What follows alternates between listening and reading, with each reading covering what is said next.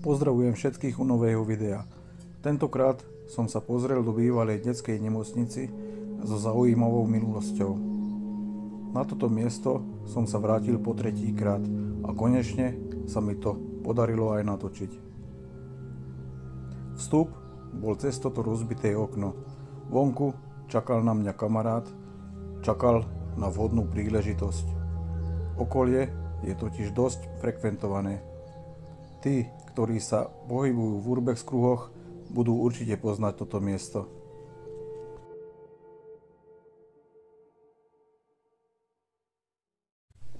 V tejto nemocnici sa kedysi liečili srdcovo-cievne choroby a choroby pohybového ústrojenstva. Tento objekt má bohatú históriu, keďže bol postavený v roku 1873. Počas druhej svetovej vojny bol objekt využívaný ako vojenská nemocnica.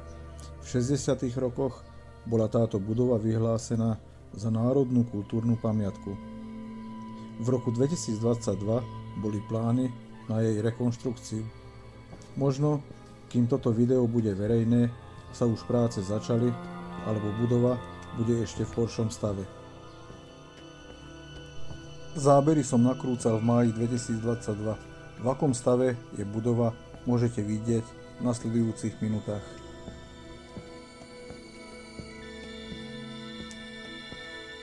Svoj prieskum som začal na prvom poschodí, kde sa nachádzali ordinácie a izby. Miestnosti sú už vypratané bez nábytku. Sú to len holé steny, ktoré určite nechcete vidieť.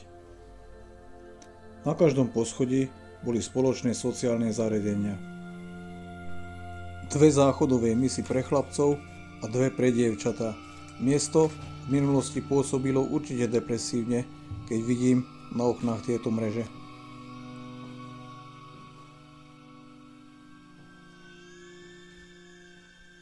Drevená stena oddelovala jednotlivé trakty.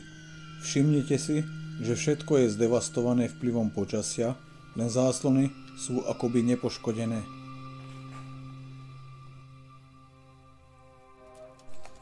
Práve v týchto miestach sa prepadla podlaha aj strop kvôli intenzívnemu zatekania dažďovej vody. Do niektorých miestností som nakúkol na vlastnú bezpečnosť, ale vy to určite nerobte a ľudia s nadváhou takisto nie. Táto miestnosť v minulosti slúžila ako práčovňa. Stará pračka, nejaké prádlo, pracovný stôl tu zostali. Je zaujímavé, že ordinácie a izby vypratali, tieto priestory zostali bez povšimnutia.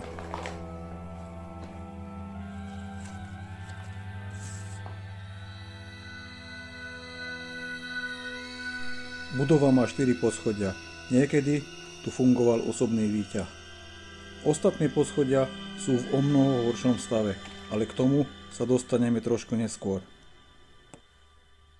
Kamarát, ktorého vám neskôr predstavím, ešte stále bol mimo objektu. Pred možným vstupom do budovy si posadala celá trieda žiakov, ktorí tu boli na výlete. Požiadal ma, aby som otvoril aspoň okenné rámy, ale aj tak mu trvalo hodnú chvíľu, kým sa dostal dnu. Tehla, s ktorou rozbili okno, leží stále na dláške. V minulosti som tu bol 2-krát, okno bolo vždy zatvorené a neporušené. Nazdar, poznáš kanál Franky Urbex? Daj mu odber, ten chlapík má fakt zaujímavé videá. Teraz smerujem na prízemie, aby som vám ukázal, aké miestnosti sa tu nachádzajú. Budova je naozaj obrovská, preto aj video má skoro 16 minút. A ja dúfam, že ho aj dopozeráte do konca. V týchto priestoroch bola zriadená škola pre deti, ktoré tu boli na liečení. Boli tu triedy pre žiakov, za koženými dverami mali kanceláriu pravdepodobne pedagógovia. Stropné svetlo drží len kábel trčiaci zo stropu. Skriňa je premočená a plesnivá.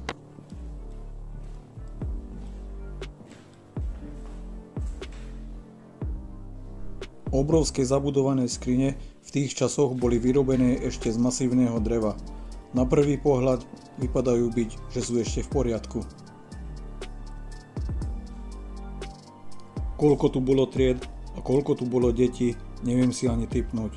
Keď ste zo záberov spoznali toto miesto, budem rád, keď napíšete doplňujúce informácie do komentára. Všetky fotky nájdete na mojej facebookovskej stránke, ktorého link je v popisku videa.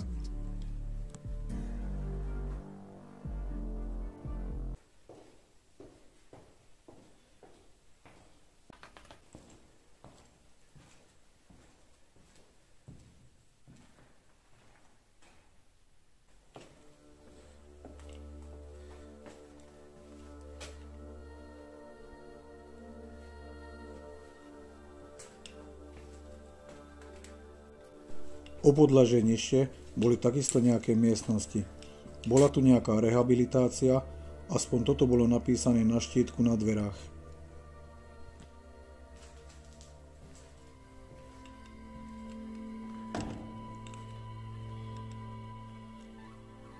V jednej z miestností tu zostal dokonca röntgenový prístroj. Je zvláštne, že sa zachoval, keďže celá budova je vyprataná.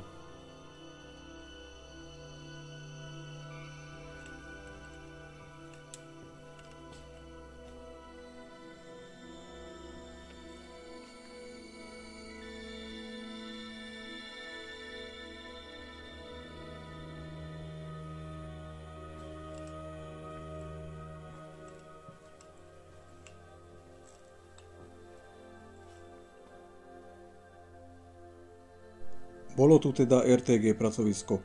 Obsluha prístroja sedela v týchto priestoroch. Je tu jedna skriňa s nejakými lekárskymi pomôckami, jedna posteľ a neotvorené fľašky s minerálkou.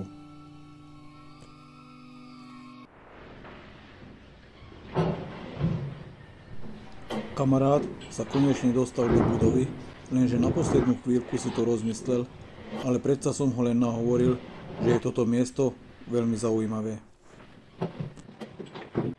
Dúfam, že sa neurazil a toľkoto srandy je ešte v pohode.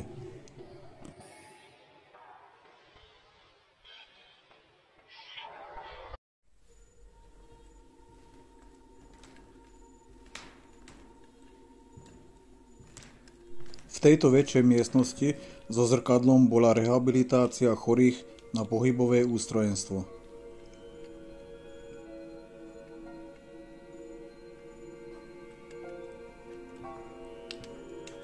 Vzadu bola v minulosti nejaká ordinácia, staré plagáty a jedna lekárska posteľ sú toho dôkazom.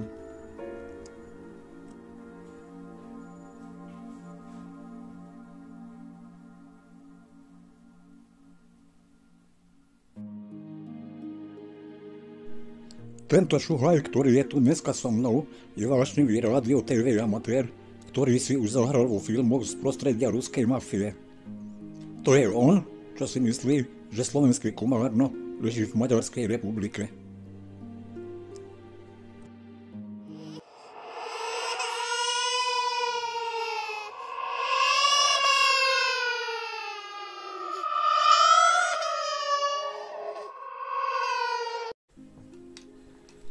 Tu v pivničných priestoroch sa nachádzala aj kotolňa. Mal tu svoje miesto aj údržbár.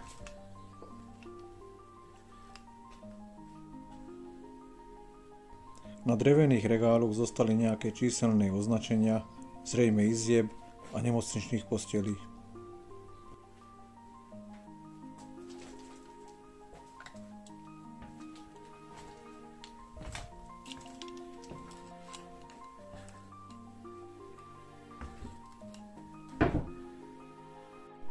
Dúfam, že ste ešte nevypli video.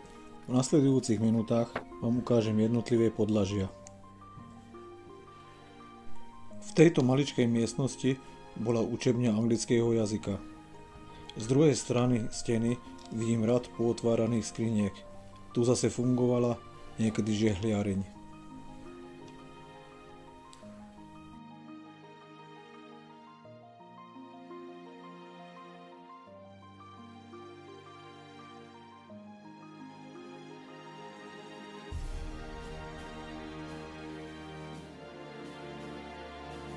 V týchto priestoroch bol kedysi detský kútik.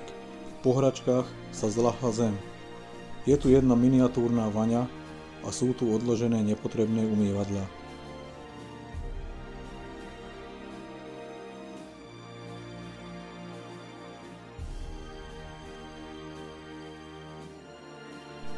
V tomto momente sme s kamarátom hercom začuli zvláštne zvuky ozývajúce sa zo spodných podlaží.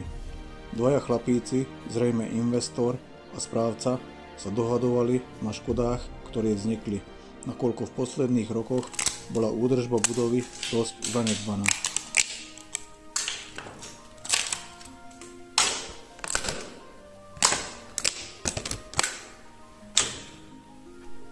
O adrenalín bolo postarané na dnešný deň. Urbex je nelegálny, každá budova, aj keď to je len ruina, niekomu patrí.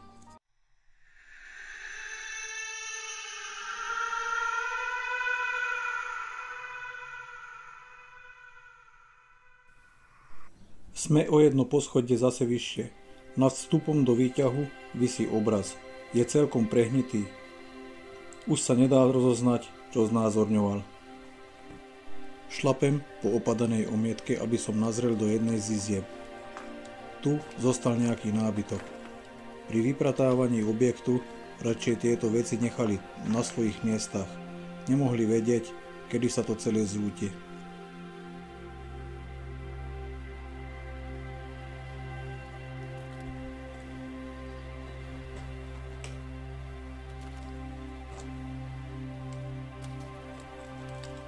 Do jednej z izieb som vkročil. Bola to trojposteľová izba. Hračky detí tu zostali.